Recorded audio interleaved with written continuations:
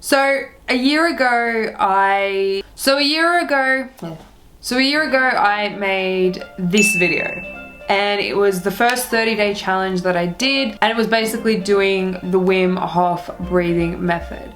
It's actually been 15 months now that I think about it, but a year just sounds a bit better to say.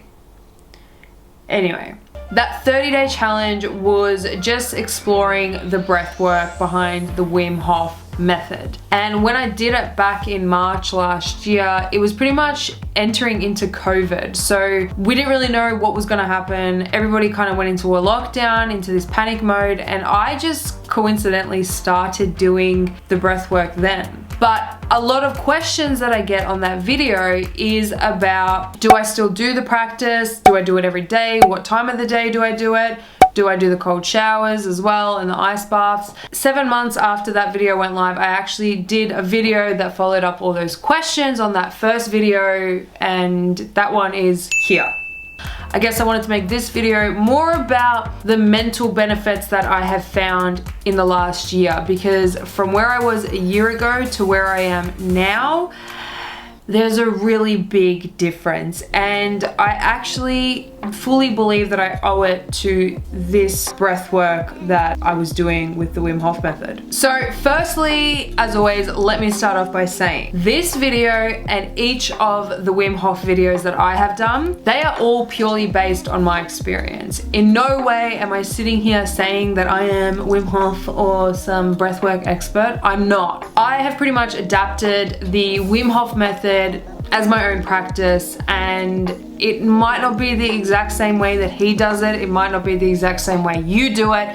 I think it's really important that everybody finds their own way of adding the practice into their life. So I just need to start off by saying that this is just purely my experience that I am sharing. I'm just your average Joe breathing and sharing their what? Anyway, this is my experience. So in a year, we have gone through COVID. We had a whole bunch of shit go down in what feels like every other part of the country. And it's just been this really uncertain period in a lot of our lives. Majority of us have not gone through a global pandemic. What that kind of made me realize was that everything in life is temporary. Everything in life is uncertain, and we need to find ways to adapt. We need to find coping mechanisms and things that are gonna help us get through really stressful situations. For me, that has been through breath work, through meditation, through yoga, and just finding new ways and exploring different avenues that just help cope with stress and manage anxiety. The biggest thing that I have realized and noticed within myself is just how much clarity and space I have mentally now. I'm gonna try to explain it as best I can. Through the breathwork practice, which I do every single day, it has become a part of my morning ritual. I've found that there is this little bit of space that it has been created every single time I come up against something that's really challenging me and pushing me out of my comfort zone. And I think it's really important to try and find that space, because it's in that space when you're faced with something that you can actually choose to not react. And what I mean by that is having that space and clarity to just take a step back, take a deep breath, and then just reassess and reevaluate what's actually happening in front of you. That is something that I feel like this breath work has really, really helped me achieve, because I was always somebody who was very fiery and very reactive, and now I feel less stressed. I feel calmer. I feel like there's this sense of inner peace in me, and it all starts up here. One of the other things that I've really noticed, especially in the last 6 months or so, is the level of detachment that I have from things. And I think that detachment comes again from having the space in your head to just see things for what they are. This probably sounds really woo to a lot of people, especially if you're new and you're like, this is the first video you're watching about the Wim Hof Method. But I honestly do believe, like I seriously believe, after a year of practicing this method, these are mental benefits that it's given me. In no way is this kind of clinical advice or expert advice. This is again just my experience with this method. Wim often talks about it's the power of the mind. Everything is just the power of the mind. That's where it starts. The stories and the narratives that we tell ourselves, it all starts up here. And I think one of the things with not just the breath work, but the ice baths that I also do regularly, before you step into the cold ice, there is a narrative that is already playing in your head. And the job at hand is to actually recognize and notice what it is you're telling yourself before you're about to attempt a cold shower or cold exposure or an ice bath. 9 times out of 10, there is this fear and hesitation that we feel before we get into the ice bath or cold shower. And that is a narrative that I try to pay a lot of attention to when I'm either doing it myself or I'm kind of guiding a friend through it as well. When you learn to pay attention to those type of narratives before you're about to attempt something that's really uncomfortable, it's really interesting to see that those narratives are actually ones that replay in every area of your life. So the ice baths for me are like this weird and beautiful kind of, I don't know what the word is. I think the beautiful thing about cold exposure in general is you're forced to be present. I think the cold has this weird and crazy way of bringing you fully into the moment and fully aware of what is actually happening, not only in your head, but in your body as well. And when you start to pay attention to the sensations and the feelings that you're feeling, both mentally and physically, and you get your body and your mind to work together as one, it's a really powerful tool to take into every other area of your life. There's nothing else I can really put it down to. Like between this breath work and the cold exposure, meditation, which is something that I have now kind of glued together when I am sitting in the ice bath, they all kind of have a similar common denominator, and it's the connection between the mind, the body, and the soul. You become superhuman when you get to a place where the three of them are talking together and they're not disconnected. And I'm not getting paid in any capacity or any way by anybody to say this. This is again just something that I believe because I have experienced it over the last year. I think I will reiterate just one question that always gets asked, and that's what time of the day do you do this? So if you read Wim's book that he released, he will suggest to do it also in the morning on an empty stomach. I prefer to do it in the morning only because I am a morning person. So it becomes a part of my morning ritual, and it's just, that's what works for me. But if you're somebody who prefers to do it at nighttime to unwind and fall asleep easier, cool, like do that. You can do whatever the you want because it's your practice at the end of the day. I think we get too caught up in the whole, I have to do it like this or it's wrong. It's not wrong if you're breathing and you're learning how to adapt it into your life. Adapt where you can and use what you need to make sure that you are getting the absolute best out of your body on that day, because every single day is a different day. We wake up some days really good, we wake up some days really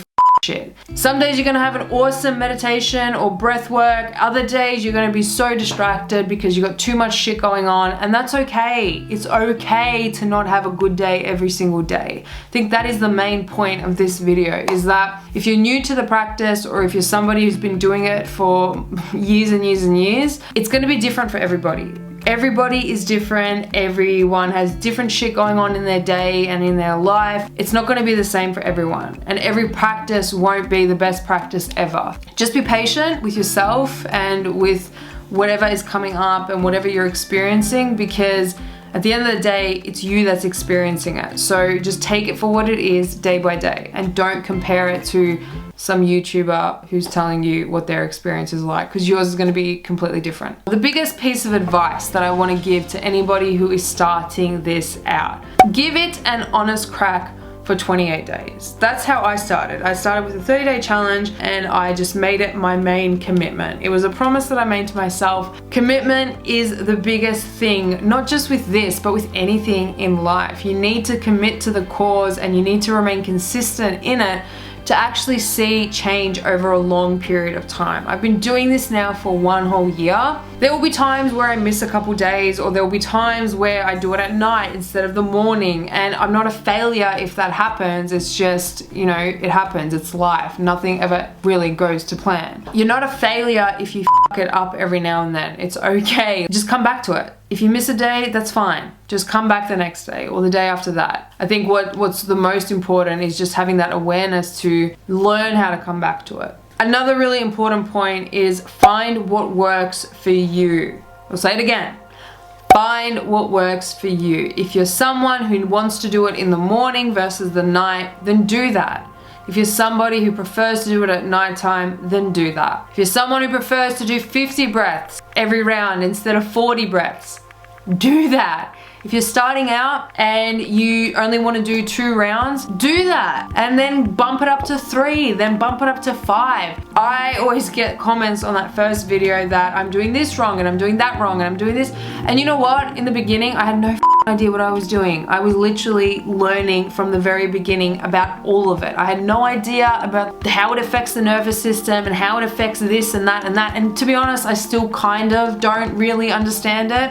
I do know a lot more than when I first started out. What I know 100% is how it makes me feel, is how I feel completely present, how I have the space in my head, how I feel good after I do it. That is something that I know because I'm the person that experiences it. So don't get so caught up in what everybody else is telling you to do. Do it as Wim says, follow the app, follow the YouTube videos, whatever you need to do. And feel free to then take it as your own practice and manipulate it how you need and do the things that you want to do to make sure that you do it consistently over a long period of time. That, I think, is more important than anything else.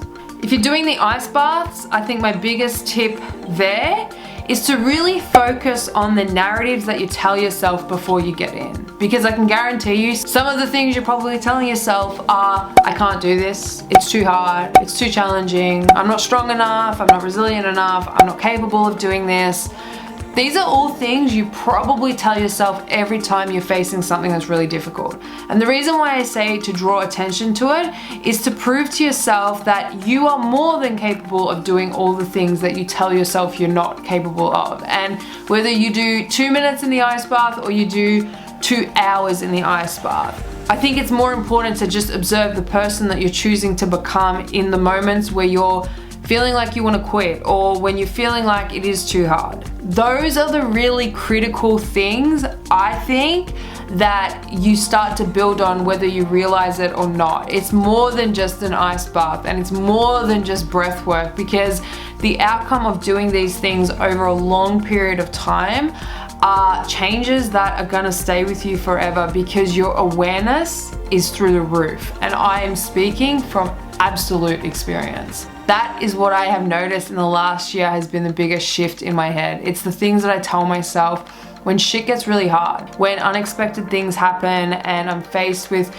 challenges or obstacles that get in the way. It's choosing to be the person that steps up or levels up. And I think that is really, really, really important and something to take note that this method can help you do. So I've just rambled on about I don't even know what. Yeah, this kind of recap of a year on, or 15 months on, from when I first started doing the Wim Hof Method is more just to talk about the benefits that I think everybody does experience if they do stay consistent in it and they do it over a long period of time. Mentally, it's completely changed my life. Like seriously, if I was to tell my 25-year-old version of myself who started this 30-day challenge a year ago that you would be experiencing like this whole new world of awareness, I probably would have said, you are crazy. If you're starting this thing out, just start off slow, stay consistent in it, do it for a period of time and make sure that it's your main commitment and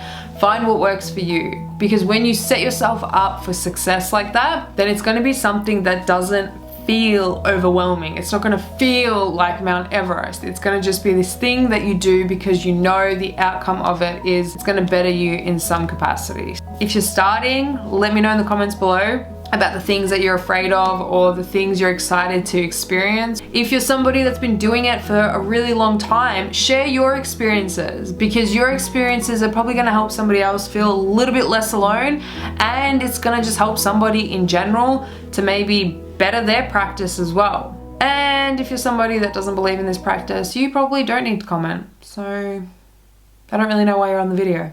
But either way, thank you so much guys for listening to my 1 year recap of the Wim Hof Method, and yeah, all the power. Is that what he says? I think that's what he says. See you back here next Sunday.